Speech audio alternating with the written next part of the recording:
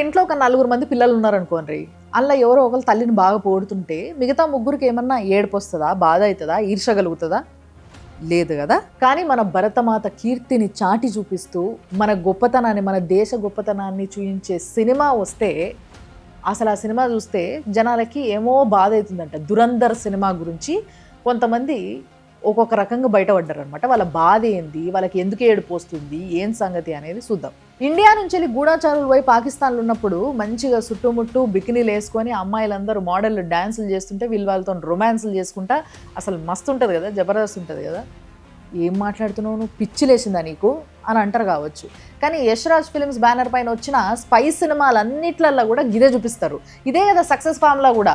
అసలు ఇట్లా చేస్తేనే కదా అటు దిక్కు పాకిస్తాన్లో కావచ్చు, గల్ఫ్ కంట్రీస్లో కావచ్చు మస్తుగా చూస్తారు, 1000 కోట్లకి వెళ్ళిపోతుంది సినిమా కదా. కానీ ఇండియా నుంచి పోయిన స్పైలకి బికినీ పాపలతోనే డ్యాన్సులు చేసుడు కాదు, ఒక్కొక్కసారి బిచ్చం ఎత్తుకొని తినే పరిస్థితి కూడా వస్తుంది అని ఒక సినిమాలో చూపిస్తే మాత్రం ఓ బాధ అయిపోతుంది, అసలు తట్టుకోలేరు. మొత్తం పాకిస్తాన్లా గల్ఫ్ కంట్రీస్లలో అసలు సినిమా ఆడదు, బ్యాన్ చేసిస్తారు. కొన్ని ఏళ్ళ నుంచి బాలీవుడ్లో జరుగుతున్నది ఇదే కదా. టెర్రరిజం సినిమాలలో కూడా రొమాన్స్ పెట్టేసి మొత్తం రొమాంటిక్ చేసేస్తుంది సినిమానంతా కూడా. ఎట్లుంటుంది అని అంటే మీకు చాలాసార్లు చూస్తే దీపికా పడుకోనేనో లేకపోతే కెట్రినా కైఫ్ వీళ్ళు ఉంటారు అక్కడ నుంచి ఐఎస్ఐ ఏజెంట్ లెక్క, ఇక్కడ నుంచి రా ఏజెంట్ లెక్క ఒక హీరోని పంపుతారు అన్నట్టు.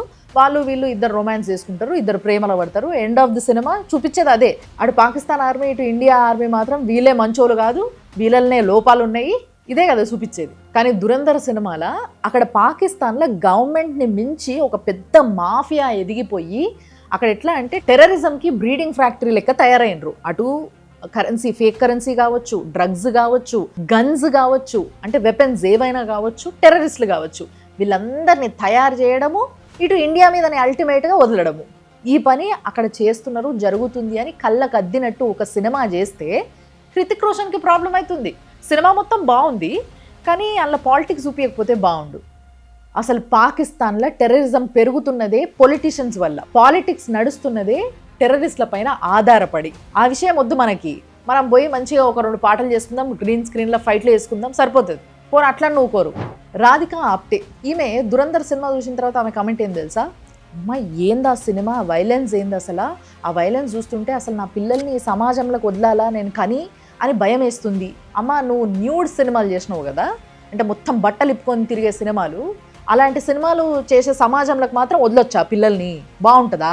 ఆ దురంధర్ సినిమాలో వాళ్ళు చూపించింది ఏంది, ఉన్నది చూపించిండ్రు అని నువ్వు తెలుసుకోవడానికి. సరే ఆ సినిమా కూడా వద్దు కానీ పాకిస్తాన్లో కరాచీలో లియారీ అనే ఒక ప్లేస్ ఉంది, దానిపైన డాక్యుమెంట్స్ చేసిండ్రు, డాక్యుమెంటరీస్ ఉండేవి. అక్కడ పాకిస్తాన్ వాళ్ళు చేసినవి ఉన్నాయి, వేరే ఫారెన్ కంట్రీస్ నుంచి వచ్చి చేసిన వాళ్ళు కూడా ఉన్నారు. ఆ డాక్యుమెంటరీస్ చూడు నువ్వు, తెలుస్తుంది నీకు అసలు ఎంత ఆర్గనైజ్డ్ క్రైమ్ జరుగుతుంది అక్కడ, ఎంత క్రూయల్గా ఉంటుంది అక్కడ, పరిస్థితులు ఎట్లుంటాయి అనేది చాలా స్పష్టంగా అర్థమవుతుంది నీకు. మన రా ఏజెంట్స్ని పాకిస్తాన్లో దొరికిపోతే ఎట్లా టార్చర్ పెడతారు, ఎంత హింస చూపిస్తారు వాళ్ళకు అనేది మాత్రం నీకు ఎక్కలేదు, బాధ కలగలేదు. కానీ ఇలాంటి సమాజంలోకి పిల్లల్ని తోలితే ఏమవుతుంది అని ఆలోచిస్తున్నావా నువ్వు? అనుపమ చోప్రా తెలుసు కదా, ఈమె బాలీవుడ్ సినిమా క్రిటిక్, రాజమౌళి గారు, సందీప్ రెడ్డి వంగ వీళ్ళ ఇంటర్వ్యూస్ కూడా చేసింది ఈమె.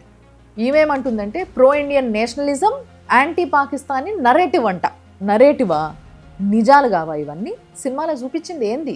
పార్లమెంట్ అటాక్ అప్పుడు ఏం జరిగింది, కాందాహార్ హైజాక్ అప్పుడు ఏం జరిగింది, తాజ్ అటాక్ అప్పుడు ఏం జరిగింది, దాని వెనకాల ఏం జరిగింది, ఇవన్నీ కూడా ఒరిజినల్ ఫుటేజ్ కూడా మధ్యలో వేసుకుంటూ చూపించిండ్రు. దీన్ని నువ్వు నరేటివ్ అంటావు, ఫ్యాక్ట్ అని అనలేవా?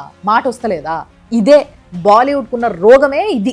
నేను ఇంతకుముందు చెప్పినా కదా, ఒరిజినల్ క్లిప్స్, ఆడియో క్లిప్స్ అవి వేసిండ్రు అని చెప్పేసి, ఇవి వేయడం కూడా ప్రాబ్లంగా కనిపిస్తుందంట.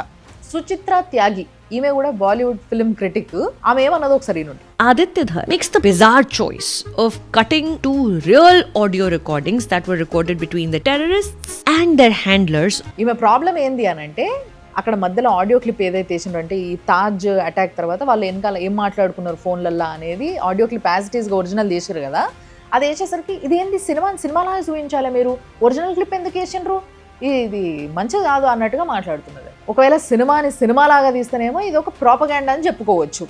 అదే ఒకవేళ ఇట్లాంటి ఒరిజినల్ క్లిప్స్ వేసినానుకో ఏం అనరాదు కదా. అందుకోసం ఏంది అసలు ఇట్లా చూపించేసిండ్రు, అట్లెందుకు వేసిండ్రు, డైవర్ట్ కాదా, మూడు చేంజ్ అయిపోదా, ఇట్లాంటి డైలాగులు అన్నట్టు. ఇంకొక బాలీవుడ్ సినిమా క్రిటిక్ ఇషితా సేన్ గుప్తా, ఈమె ఏమని పెట్టింది తెలుసా, ఈ దురంధర్ సినిమా చూసినాక కమెంట్, ఆ సినిమా చేసిన డైరెక్టర్కి అబ్సెషన్ అంట, క్రష్ అంట పాకిస్తాన్ పైన, అందుకోసమే అట్లా వేసిండంట సినిమా. అంటే సెటైర్ అన్నట్టు ఇదంతా, క్రష్ అని సెటైర్ వేస్తున్నది అమ్మగారు.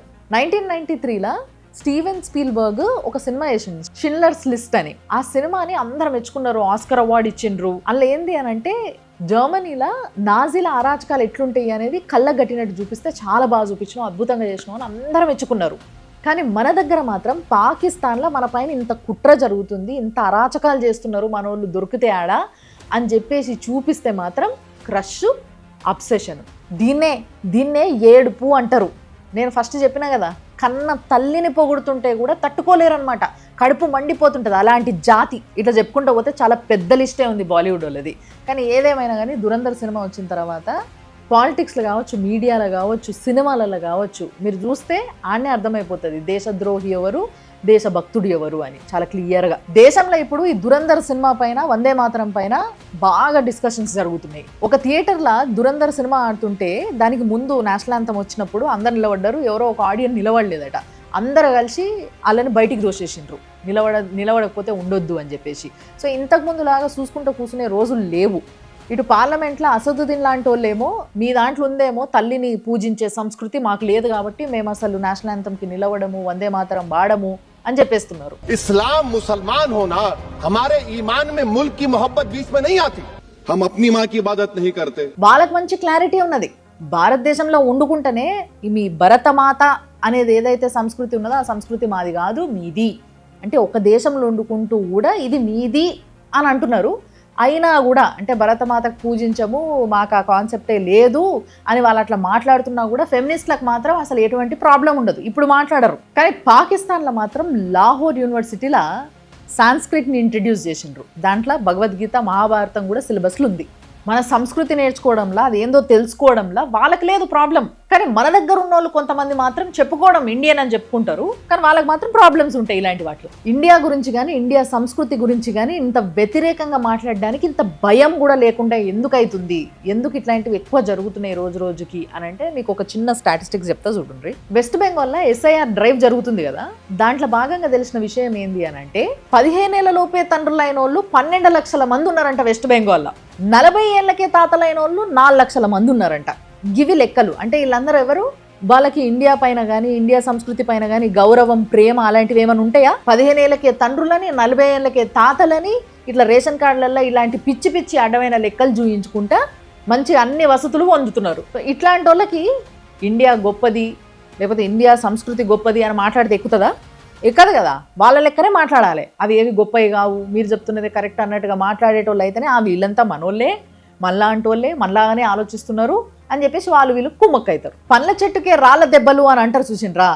వేల సంవత్సరాల నుంచి ఇండియా పరిస్థితి అదే. అందరూ రాళ్ళేసి కొట్టుడే పనిగా పెట్టుకుంటారు, మంచి ఈడుండి అన్ని లబ్ధులు పొందుతారు, అన్ని పనులు తింటారు.